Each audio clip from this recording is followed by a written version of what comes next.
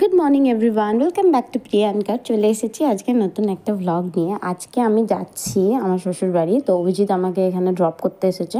আমি আর কিয়ান বাসে করে চলে যাব এখান থেকে পাঞ্জাবি মোড় পর্যন্ত, তারপর ওখান থেকে আবার বাস ধরে খাসকেন্দা, ওখানে ছোটোবাবু দাঁড়িয়ে থাকবে। তো এই দেখো কিয়ান একদম রেডি হয়ে চলে এসেছে, আর প্রচণ্ড কুয়াশা এখানে।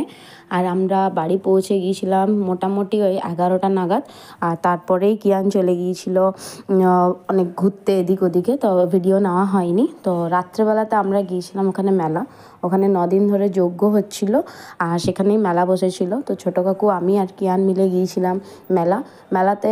অর্ধেক সময় ও এটাই মধ্যেই চেপেছিল, কিছুতেই নামবে না, আর ওই জলটাকে একবার করে ছুঁতে চাইছে।